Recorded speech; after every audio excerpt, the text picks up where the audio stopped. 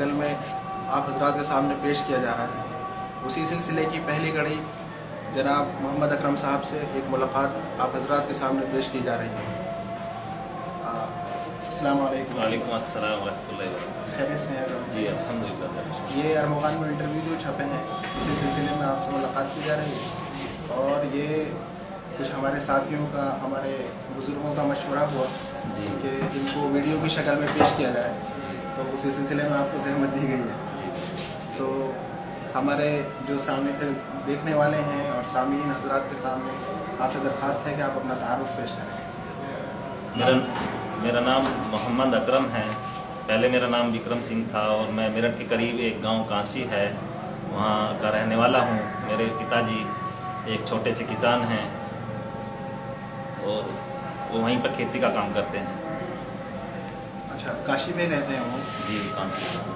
आपका पुराना नाम विक्रम सिंह आपने जी बताया? पुराना नाम विक्रम। आपकी तालीम क्या है? जी मैंने नानक चंद मेरठ कॉलेज से हिस्ट्री से एमए किया है और उसके बाद मैंने एलएलबी की है।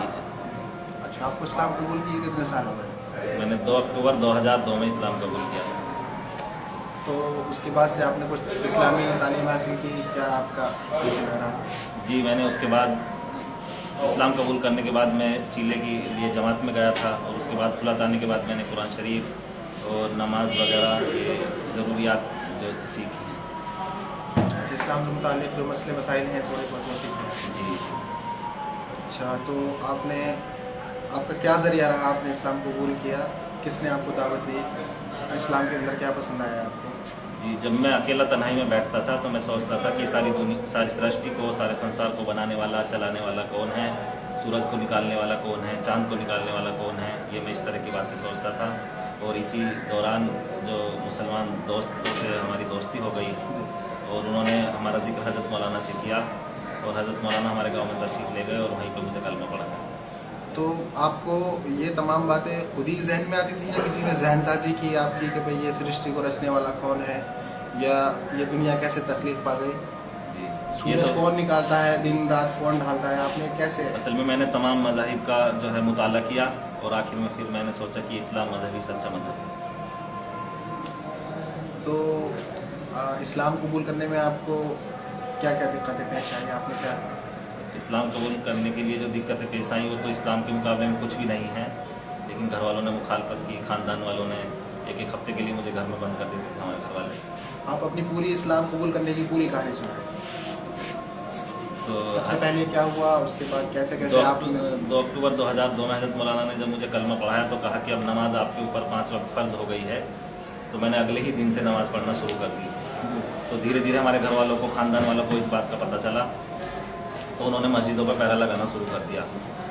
तो हमारे गांव में अल्हम्दुलिल्लाह 9 मस्जिदें हैं, तो मैं कभी एक वक्त की नमाज़ इस मस्जिद में, दूसरे वक्त की नमाज़ दूसरी मस्जिद में पढ़ लेता था। तो एक दिन ऐसा आया कि घर वालों ने 9 मस्जिदों पर पहरा लगा दिया और मैंने घर में बैठ के नमाज़ अदा की। उसके बाद घर वालों ने मुझे एक हफ्ते के लिए बंद रखा। तो मेरे चचा हैं, उन्होंने कहा कि भाई तुमने मुसलमान हो गए हो तो इस तरह चैन की ज़िंदगी कहीं भी जाके गुजार सकते हो और हमें भी चैन से रहने दो। तो मैं 31 जनवरी को अपने घर से भागकर मरकज़ में चला गया और वहीं से मैंने जो है चीले की जमात में गया।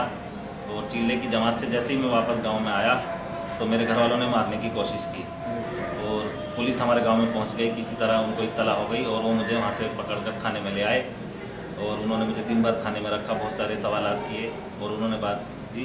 अच्छा, ये फसाद की शक्ल इख्तियार कर गए आपका मामला? जी बहुत सारे सवालात किए और सवालातों के बाद उन्होंने कहा कि भाई आपको मेरठ ज़िले में नहीं रहना है, आप जहाँ रहना चाहें वहाँ रह सकते हैं। मैंने सोचा कि जमात में से आया हूँ, वहीं सबसे ज़्यादा मुसलमान है, मैं वहीं महफूज रहूँगा। तो मैंने कहा कि जी आप मुझे मरकज़ छुड़वा दें। पुलिस वाले मुझे मरकज़ में ले गए, लेकिन मरकज़ वालों ने कहा कि भाई हम ये जिम्मेदारी उठा नहीं सकते, इसलिए वो आप कहीं और रह सकते हैं। तो मरकज़ वालों को पुलिस वालों ने क्या कहा कि भाई आप जिम्मेदारी मिले, अपनी कस्टडी मिले, क्या? मरकज़ वालों से वो थाने में से फाइल गई थी कि हाँ साइन करने हैं। अच्छा, मरकज़ वालों को जिम्मेदारी अपनी जी साइन करके कि हमारी जिम्मेदारी में है अभी। जी। तो मुझे वापस थाने में ले आए और कहा कि भाई अब कोई जगह ऐसी तो है नहीं जहाँ रह सकें, आपको बताइए कहाँ जाना चाहते हैं। तो मैंने फुलत का नाम सुना ही था पहले से ही, तो मैंने कहा कि भाई आप मुझे फुलत किसी तरह पहुँचा दें। तो वो रात को 11:30 बजे मुझे फुलत लेके आए। अल्हम्दुलिल्लाह यहाँ पर अब्बा इलियास और तौकीर भाई और दूसरे हज़रात मौजूद थे उन्होंने उस फाइल पे साइन किए और वो मुझे छोड़कर चले गए। अच्छा, हमने ये सुना है कि आपको काफ़ी दिक्कतें आई, पुलिस वालों ने आपको कई जगह ले गए, कई लोगों ने आपको एक्सेप्ट नहीं किया, उसके बाद पुलिस वालों ने कहा अगर आप नहीं जाएंगे तो हम तुझे मार देंगे। हाँ, ये नहर है, खतौली नहर पे आने के बाद पुलिस वालों ने कहा कि इसको नहर में मार के डाल दो और वो जो है कह देंगे कि छोड़ के आ गए हैं। मेरे दिल में ख्याल आया एक बार कि यहाँ तो कोई मुसलमान देखने वाला भी नहीं है, लेकिन वो जमात में लोग बार बार कहते थे कि ज़िंदगी और मौत सिर्फ अल्लाह के हाथ में है। तो मेरे दिल में ख्याल आया कि अगर ज़िंदगी मौत का मालिक अल्लाह है तो ये पुलिस वाले मार नहीं सकते। तो दो पुलिस वालों ने कहा कि ऐसा है, इसको जहाँ ही कहे ना, जहाँ जाना चाहे वहाँ इसको छोड़ देते हैं। उसके बाद पुलिस वाले मुझे फुलक दे आए। अच्छा, फुलक में आप काफ़ी देर से पहुँचे थे? जी। किस क्या वक्त था उसमें? तकरीबन 11:30 बजे थे रात। 11:30 बजे रात। जी। अच्छा, उसके बाद आपने क्या किया फुलक में रहकर? फुलक में रहने के बाद हज़रत मौलाना ने मुझे पढ़ने के लिए कहा। मैंने कहा जी मैं अब तक पढ़ता हुआ आया हूँ। तो क्या कहा कि अच्छा कोई काम कर लो। तो मुजफ्फरनगर राना चौक पे मुझे लोहे का काम कराया, लेकिन मुझसे झूठ सच बोला नहीं गया। तो हज़रत मौलाना ने कहा कि अच्छा तुम स्कूल में पढ़ाना शुरू कर दो। क्या मतलब लोहे का काम झूठ सच के क्या बना रहे हैं? कि वो 5 किलो तोल के 10 किलो बता दें, 10 किलो तोल के 5 किलो बता देना, रेट में गड़बड़ करना, ये मुझसे नहीं हो सका। अच्छा, तो आपने वो काम छोड़ दिया? जी। उसके बाद मैं 1 आध महीना खाली रहा, फिर फैजुल इस्लाम मदरसे में पढ़ाना शुरू कर दिया। तो अभी आप वहीं पढ़ा रहे हैं या? जी, वहीं पढ़ा रहा हूँ। अच्छा, तो आपने दावती मैदान में कदम नहीं रखा? जी, मकसदी दावत है। हमारे करीब में सरदना एक जगह है, वहाँ दावती कैंप लगा था। मैं वहाँ हाजिर हुआ, वहाँ गया और वहाँ इलाके में फील्ड वर्क किया। अल्हम्दुलिल्लाह मैंने 100 कुछ लोगों को अपने हाथ से कलमा पढ़ाया। अच्छा, माशाल्लाह, वहाँ सरदने में? जी, सरदने के एतराफ़ में। अच्छा, आप फुलक में रहते हैं, जैसे कि ज़िम्मेदारान हैं मौलाना उमर साहब वगैरह और भी कई लोग हैं, जी। और आप भी हैं माशाल्लाह से उन्हीं के साथ। जितने नौ मुस्लिम आते हैं यहाँ पर तो सबसे पहले आपके या उमर भाई के या दूसरे हज़रात के पास भेजा जाता है उनको। जी। तो आप उनको क्या करते हैं? उनकी क्या आपने तरतीब बनाई हुई है? कैसे उनको गाइड किया जाता है? क्या कलमा पढ़ाते हैं? कैसे हज़रत के बहुत से हजरात तो मुताल्लिक उनके कलमा पढ़ा के लेके आते हैं। बहुत से लोग बेचारे नए आते हैं, उनको सबसे पहले कलमा पढ़ा दिया जाता है। उसके बाद कानूनी कार्रवाई करा के उनको यहाँ रख कर नमाज वगैरह ज़रूरत का दीन सिखाकर उनको जमात के लिए रवाना कर दिया जाता है। कानूनी कार्रवाई क्या की जाती है? कोर्ट से सर्टिफिकेट बनवा दिया जाता है इस्लाम कबूल करने का। अच्छा, तो उसमें एज का भी? जी, उसमें बालिग होना शर्त है। बालिग होना चाहिए। उसके बाद क्या करता है? उसके बाद जब वो जमात से आ जाते हैं तो बहुत से लोग जो पढ़ना चाहते हैं, ख्वाहिश रखते हैं पढ़ने की, उनको दाखिला करा देते हैं मदरसे में और दूसरे मदरसों में। और बहुत से लोग जो कारोबार करना चाहते हैं उनको कारोबार से जोड़ दिया जाता है। अच्छा, नहीं, ये डायरेक्ट आप उनको मदरसे में दाखिला करा देते हैं या कुछ इस्लामी तालीमात का? नहीं, इस्लामी तालीमात का करके। इस्लामी तालीम आप देते हैं? जी जी। तो आपके यहाँ क्या सिलसिला है? जो लोग मुस्लिम हैं नमाज वगैरह सिखाते हैं? नमाज वगैरह, मसाइल वगैरह उनको जो है सिखाए जाते हैं। अच्छा, ज़रूरियात सिखाते जी, हैं। अच्छा, आपने दावती अपना तारुफ ना किसी एक साथी से कोई गुफ्तगू आप अपने हमारे साथियों के सामने पेश करते हैं, हमारे नाज़रीन के सामने? कोई भी एक तारुफ, क्या आपने दावत दी, कैसे दावत दी आपने, और क्या रिज़ल्ट रहा, और कैसे आपने इस्लाम का तारुफ कराया? असल में वो सरदने जब कैंप में मौलवी अब्दुल रब्बी मेरे साथ थे, वहाँ इस्लाम के मुतालिक बात होती रही। तो उन्होंने कहा कि भाई सबके मज़हब बराबर हैं। मैंने कहा भाई जब बनाने वाला अच्छा, एक है। बीच में एक बात रोक कर आपसे मैं अर्ज़ करूँगा कि आपका जो कैंप का सिलसिला है इसमें क्या कैसे है? क्या डायरेक्ट जाके दावत पेश की जाती है नहीं, या जी। कुछ और तरीका है? क्या उसका पहले थोड़ा उससे सा भाई इसका तारुफ पूछते हैं उससे और धीरे नहीं धीरे मैं कैंप के सिलसिले में, आपका कैंप का सिलसिला जो है उसमें फील्ड वर्क किया जाता है, क्या उसका सिलसिला? नहीं, पहले वहाँ दर्स होता है, उसमें सिखाया जाता है किस तरह दावत देनी है, सामने वाले भाई को किस तरह मोहब्बत से उसके सामने दावत पेश करनी है, और उसके बाद फील्ड वर्क होता है। तो फील्ड वर्क में आपने जो किसी भाई से बात की हो जो आपको बात करने में अच्छा भी लगा हो और वो नाजरीन के सामने पेश करना चाहते हो, आपसे दरख्वास्त है जी। कि तो वो फील्ड वर्क के लिए गए, मौलवी अब्दुल रब्बी मेरे साथ थे। तो वहाँ बात होती रही तो वो कहने लगी जी सबके मज़हब बराबर हैं। मैंने कहा भाई जब सबका मालिक एक है तो मज़हब अलग अलग नहीं हो सकते, सबका उसका जो है मज़हब भी एक ही होगा। हवा चलती है सबके लिए बराबर है, धूप निकलती है सबके लिए बराबर है, तो मालिक अलग कैसे हो सकते हैं? तो उससे और बहुत सारी बातें हुई और उसने आखिर में कहा कि जी वाकई बनाने वाला, चलाने वाला, ये सृष्टि का मालिक वाकई सबका एक है।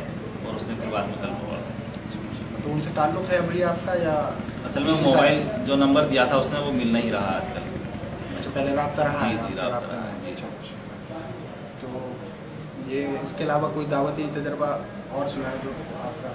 मुख्तलिफ जगहों पर जाना होता है। अभी एक बार पुलिस वाला मिला तो वो उससे बातें होने लगी कि भाई, मैंने कहा आप यहाँ कौम की सेवा कर रहे हैं, असल जो मालिक ने हमें भेजा है उसी को मानना हमारा मकसद है, और उसको माने बगैर खैर नहीं है। दुनिया की ज़िंदगी क्या दिन की है, सभी नौकरी सब छूट जाएगी। असल तो ज़िंदगी जो है आखिर मरने के बाद, उसने कहा जी पुनर्जन्म पे क्या यकीन है? मैं कहा जी हम भी पुनर्जन्म पे यकीन रखते हैं, लेकिन वो यहाँ दुनिया में नहीं होता। मरने के बाद की जो ज़िंदगी है वो पुनर्जन्म है, जो मालिक के सामने रहना है सदा सदा के लिए, नरक या स्वर्ग का जिसका फैसला होगा वो पुनर्जन्म है। तो वो बहुत मुतासिर हुआ, उसने भी कलमा पढ़ा अल्हम्दुलिल्लाह। अच्छा, लोगों के जहन में है जो दावती काम कर रहे हैं, जो दुआत हैं, या लोग जो सुनते हैं, जो लोग सुनते हैं कि भाई इन्होंने इस्लाम कबूल कर लिया या दावत देने गए उनको मुश्किलात पेश आती हैं, तो कोई डरते हैं, लोगों के दिल में एक खौफ है कि हम दावत देंगे तो हमारे साथ कोई हादसा हो जाएगा या हमें कोई परेशानी लायक हो जाएगी। तो क्या आपको अपने दावती तजर्बात में कुछ इस तरह की परेशानी का सामना करना पड़ा? माशाल्लाह से आपको कितने साल हुए इस्लाम कबूल किए? 12 साल तक। 12 साल में आपने दावती काम काफ़ी किया है अल्हम्दुलिल्लाह।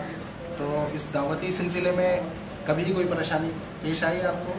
जी अल्हम्दुलिल्लाह, मुझे 10 साल का तजर्बा है, कभी कोई मुश्किल पेश नहीं आई। और लोग बल्कि बेचारे इतनी कदर करते हैं कि जैसे नेक महापुरुष सज्जन लोग आज तक नहीं आए, और ना किसी ने इस तरह की बातें आज तक हमसे कही हैं। अच्छा। और चाय नाश्ता करा के भेजते हैं बेचारे। जी, जज़ाकल्लाह खैर, शुक्रिया आपका बहुत।